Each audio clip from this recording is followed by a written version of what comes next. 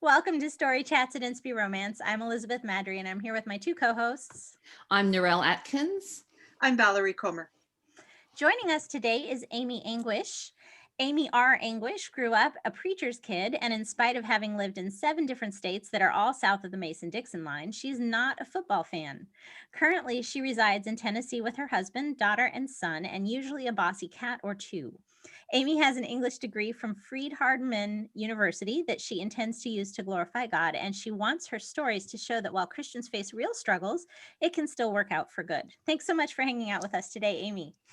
I'm so glad to be here. All right, so 2 questions. First of all, I'm always amused. Do you know how high north the Mason-Dixon line actually is?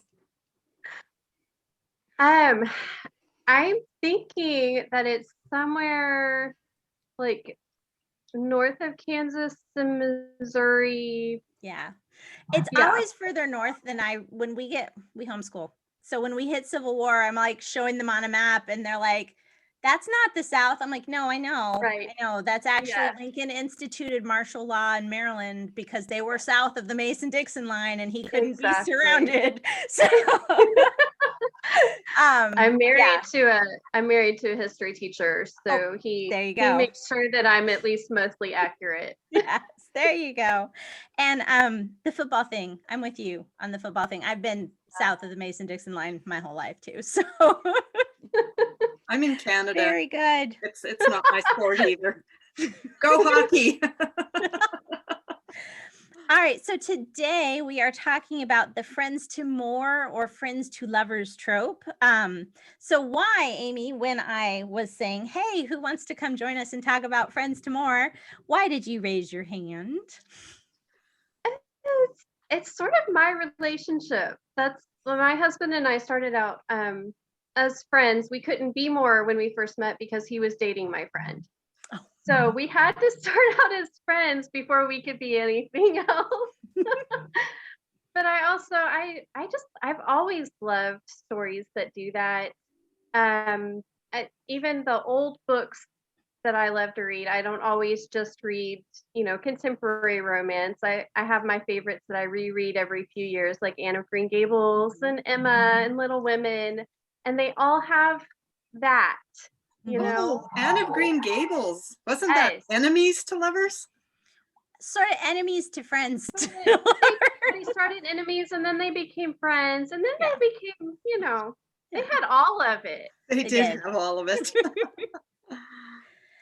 Very cool. So it's my favorite trope too. I will absolutely admit I like it because I feel like it's the most realistic one out there. Like if I were telling my kids the correct trope to use for finding your future spouse is friends to more. That's the one you go with. Marry your best friend. That's what you want. And that's certainly what I did. And it's worked out so far really well for me as well. So what about you guys, Narelle and Valerie? What are your feelings about friends to more or friends to lovers as a trope? Narelle, you want to go first? Yeah, well, I'm with you guys. It's one of my favorites, although I do like it when it's in combo with something else. And I think enemies to lovers or the I hate you trope or sort of goes into friends to more before you can actually get to the happily ever after. So I like that mixed with it. And also the love triangle. I've got a book I'll talk about later that's a love triangle. I think that's also a trope that often sits nicely within the friends to more. But I mean, at the end of the day, a godly marriage and relationship is built on friendship. And you said it all earlier. You can't really get better than that. If you're not friends with the person you marry, you're going to have a pretty miserable marriage. I mean, that's the reality. Yeah. And while I don't disagree with that in real life, as a story trope, it's one of my least favorite. Okay. To read or to write or both? Well, both. Because in Storyland, unlike real life, in real life, we like things to go smooth, right? But in Storyland, things don't go smooth. And it seems to be very difficult to find one that works as a story that isn't full of, I don't want to ruin our friendship by showing that I have deeper feelings than what he or she thinks I have. And so sometimes it's really difficult. It's difficult to write, but it's difficult to read them too, because you're like, oh, seriously. Just I think that's why I like them mixed up with something else. Like I like Friends to More, but I like it with another trope. And that's probably, Valerie, why what you've just said is because Friends to More is quite conflict free in terms of what we need in a story. So that's why it's fun to have it mixed with something. It is in real life. I mean, just like all of us, we've written a bunch of stories, right? So think through like, 5 or 10 of them just real quick. And you're like, would I want my son or my daughter to have to go through all this to find love? Like any of them, any trope? No. So we want smooth, loving, healthy relationships that build without that big crash of misunderstanding and in the middle. But it's required in the story. And to me, Friends to More is a really hard one for that to seem like it has a hope of being realistic. So there you go. Okay. No, that's good. It's good. So Valerie's our, who's the judge in the Olympics who always has the low score? Valerie's the one with the 0 card raised. That's okay. That's okay. But those are good points. And honestly, I do think sometimes with Friends to More, you miss the meet cute because they're already friends. You don't have the building of the friendship as part of the trope. And I know a meet cute can be sort of a fun way to start a story very quickly in. So that is definitely something that can be missing in Friends to More. But I wondered, am I wrong? Can you give me an example maybe where there is still sort of that meet cute kind of thing moment, even though they're already friends? Were you able to think of any? I'll be honest and say I couldn't. But I want to throw it out there because I did ask you all ahead of time. So if anybody had an answer, Amy, were you able to think of one? Oh, can I plug my own book in here? Always. No, never. Always.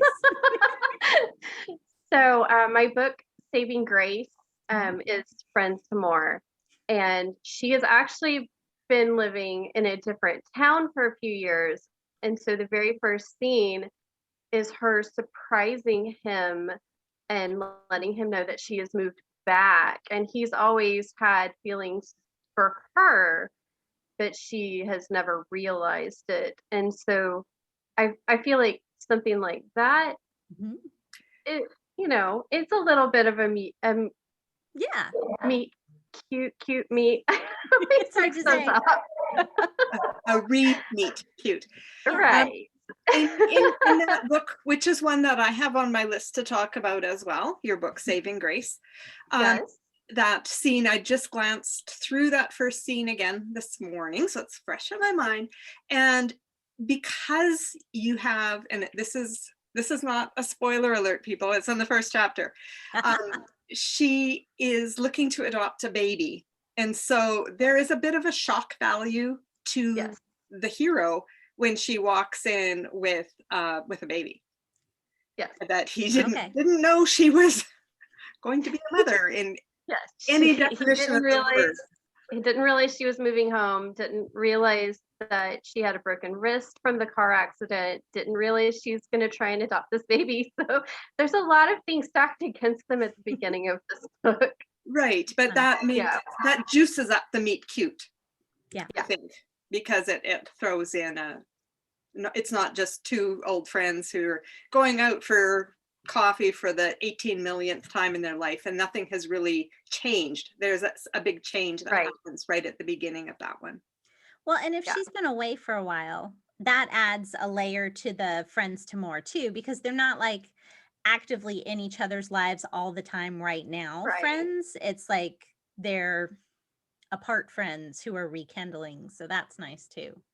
I feel like there's almost two kinds of Friends to More, because there's the friends that are always around each other, and then there's the ones where the friend has moved back or something, where it's a little bit different. Yeah, I agree. I agree. And Narelle, what about you? A lot of the Friends to More ones then tend to also revolve around one of the characters has moved away and is back. It's coming home to the hometown kind of thing as well, is often part of that trope, but not always. Not if they're both still there. Narelle, did you think of a Friends to More with a meet cute? Not that's the whole problem, I think, is that it's really hard unless you're looking at it, unless you move a different trope in. So if you're looking at, say, an Ugly Duckling, Cinderella type trope where, excuse me, where you've got the character who's done a transformation and suddenly he looks at her in a different light because she's in a pretty dress or whatever, or doing something different, but then that's a different trope again. Sure. And then it's like a reunion. I was thinking childhood friends. So Courtney Walsh of her Nantucket books, probably that would be close because they were childhood friends and maybe shared a first kiss when they were under 13. But that's probably the closest I could probably come to having a meet cute. And the one we talked about with Courtney, Is It Any Wonder? That's right. Yeah. Is It Any Wonder? Yeah, that was where they met when he saved her life, like right. Out in the ocean and rescued her. So that's probably one. Yeah. So that's probably the one that came to mind, and I'm sure they exist, but I've never really looked for it. So there's just nothing. I'm blank otherwise. Excellent. Valerie, did you have another one, or should we move into books? I think it morphs very naturally just into books, and so I don't know whether my next one which one it fits best in. So carry on. Well, then we'll let you go first. We'll talk about our favorite CCR that our Friends to More one at a time, because I know Valerie sometimes will try to sneak two in. Hey now. Toni Shiloh and her An Unlikely Proposal. Now she's got a whole bunch of tropes in there. She's got the firefighter, single dad, Friends to More, and Marriage of Convenience. Yeah. So it's like super tropey. Yeah, super trope. There you go. But I just love, the very first line is, "Let's get married." And you're like, okay, this is not how you're at, often your book might end with that, right? And this one is like, this is the first line. You're like, all right, where can this go from here? So that was one that really stood out to me as a fun one. Because it's all those things, he says, well, you've got some needs that I can help with, and I've got some needs with my two little girls that you can help with, and why don't we just do this thing? And she's like, what? No, that's crazy. And they have been friends forever, so it's not, there is that friendship that they're worried about too, so they do have all that Friends to More in there. That's a great choice. Excellent. All right, so. Amy, what about you? Do you have one? I thought of Shannon Taylor Vannatter's book, Reuniting with the Cowboy, where he's moved back. We already talked about how a lot of them are like that. Yeah. But he's been out on the rodeo and he's moved back next door to her, and she's not sure she's very happy about that because she's really upset that he went out on the rodeo, and Okay. So that one, you can't hate a cowboy book. You just can't. A few people can. I can. I can't. Okay. I can't hate a cowboy book. I'm with you. I find it hard to hate them too. Narelle? What have I got? I'll start with the love triangle books. So I've mentioned this one before, The Last Summer by Brandy Bruce. And probably talking about this one because we start off with a group of really close friends, and these guys have been friends for a number of years. And we have a love triangle that evolves out of that. And it's not really a spoiler, but the upshot is that the way the story ends blows apart this friendship group. And the girl who misses out is the girl who effectively loses not only the guy, but her group of friends. So I think that's a really interesting way to look at the Friends to More trope in that particular story. And it's a really fun story. And it was a hard story to read, as I've said before, because you want both these girls to get the guy and only one can. So that's the struggle with the love triangle, is that someone wins and someone loses. So that was the first one that I came up with. Okay. Excellent. So I it just came out, I think, in January. Her Best Friend, shockingly, is Friends to More. Her Best Friend by Hannah Jo Abbott. That's on my list too.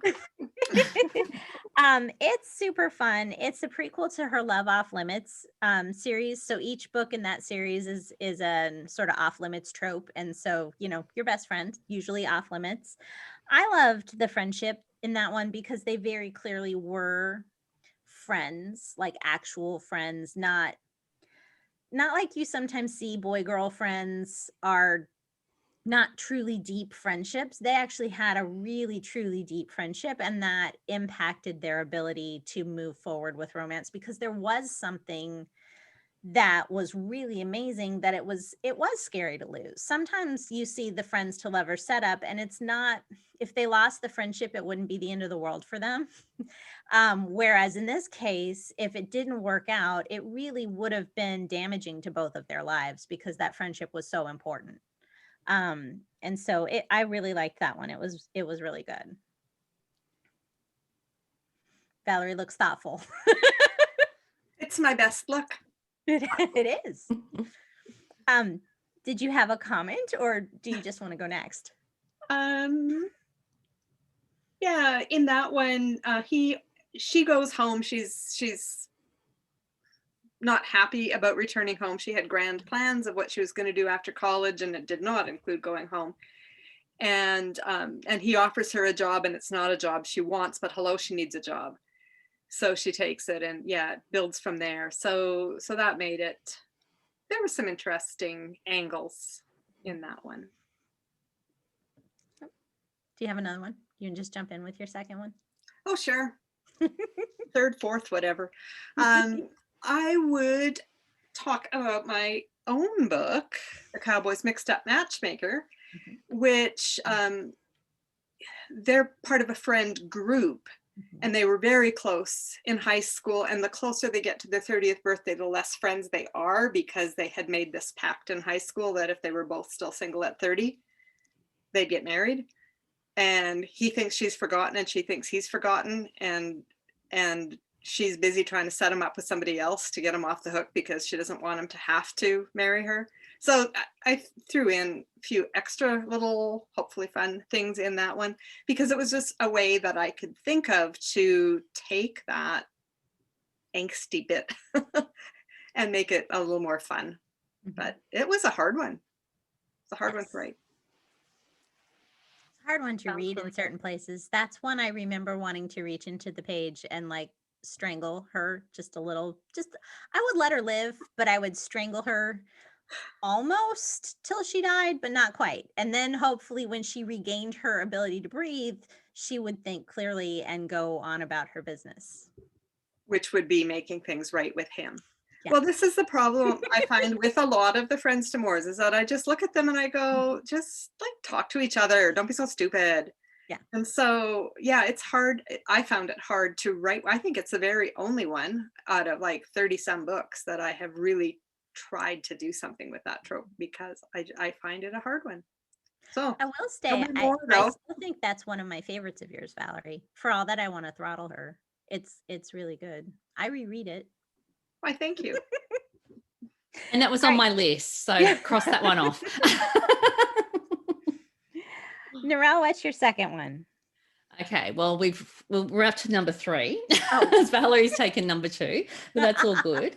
My second one is I've already mentioned it, so there you go. So I had If for Any Reason because of the childhood connection, and I really like that one because they were separated not by choice. So it related, something happened in the family which meant that she was never going back there for the summer, and they had no way of contacting or staying in touch. And they're also from different worlds originally, or that changed because he became a baseball star and was retired, and he came back with his teenage daughter and different things like that. But I really like the whole concept of the childhood friends reuniting. I think that's probably one of my favorite Friends to More tropes.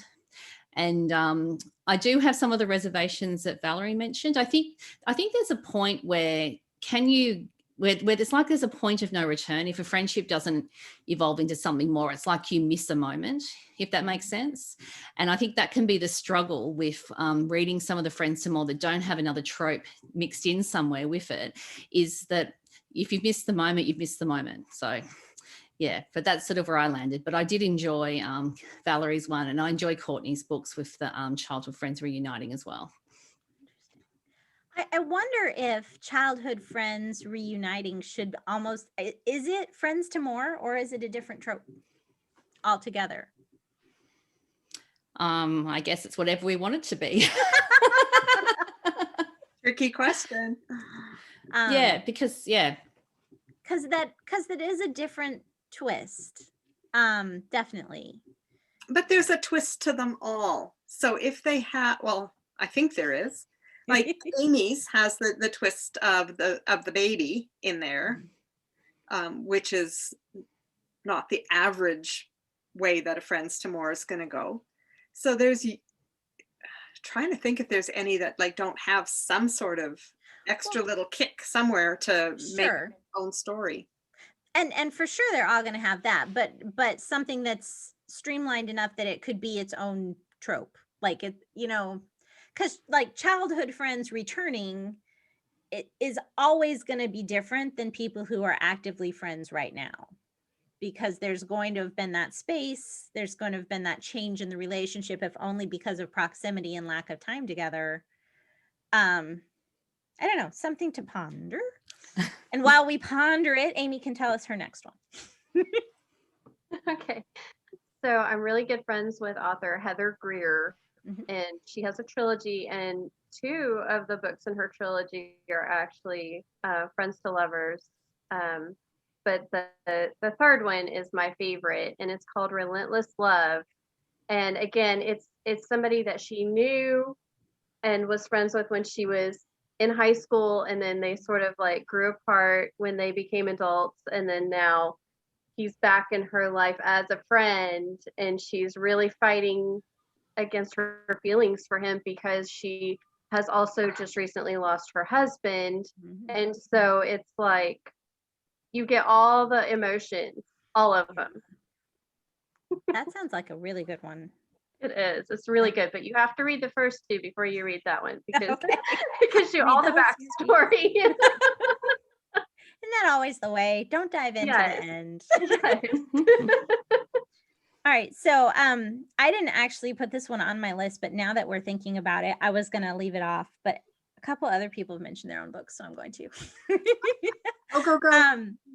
My book, Wisdom to Know, is Friends to More, and probably some other tropes too, but at its soul, it's Friends to More, and they're actively friends at the time.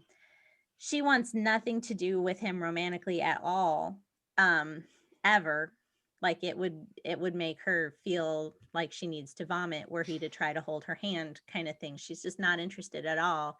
And he's been in love with her since high school and is settled for being a friend. And I love that sort of unrequited love, Friends to More, where ultimately, you know, maybe there aren't the fireworks and the flashbangs and all the electrical sensations all over your arms and stuff, but it's just this quiet little subtle steady love that develops when you realize that this person doesn't mind seeing you at your worst. They still love you, and they see you in the gutter, and they love you enough to give you a hand and still say you're beautiful.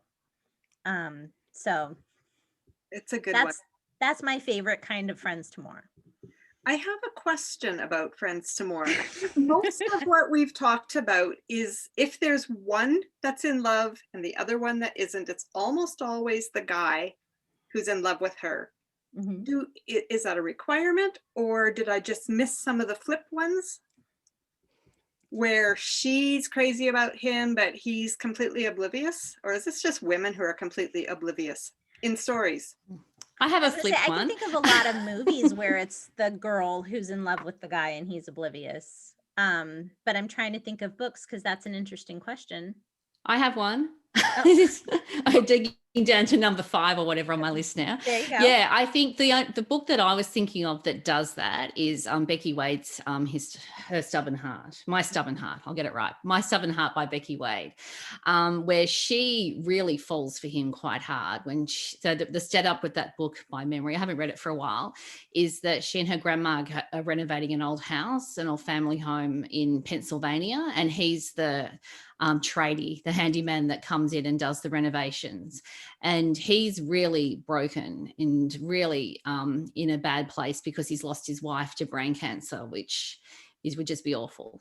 And he was a hockey player, I think it's hockey, this one, yeah, and is really needing to heal. And she really falls for him quite quickly, and he's just not there at all. So I think that's probably the best example I can think of the flip side. Okay. And it's, even though they meet, they don't have that friendship before the story starts. I think that really does follow that plot line, and the way that story evolves follows the friends to more trope quite closely as well. Whereas it takes him time to realize that she's there and she's beautiful, and yeah, she's everything that he could want in a second wife. Nice. I have read quite a few of Becky's. I'm not sure if I've read that one. It sounds that was her first familiar, one, but unless it's been a while, because my brain, I think came out in 2012, 2013. I think it's her debut, so it's a while ago. So you probably have read it many moons ago. I wonder if there aren't as many where the girl is longing unrequited for the guy, just because our primary demographic of readers is women, and women don't want to read about that. They want to read about a guy pining for a girl, not a girl pining for a guy. I was wondering about that. It may just be the expediency of wanting your book to sell, that you have to flip it the right way. All right, we're getting close. So does anyone have one that they're going to just be heartbroken if they don't get to talk about? Any more on their list? No? Okay. I have one more. Okay, one more. Go, Valerie. But I didn't prepare for it. I just was thinking of it as we talked, and it's one of Liz Johnson's Georgia Coast romances, and I think it's A Dazzle of Diamonds, where they are such good friends that like she practically loses her job because she's sticking up for something that he did or that his great grandfather did or something silly like that. But just really solid friendship for both of them. And it seems to me like, again, it was him who was falling for her and her being oblivious, but not as obviously as some.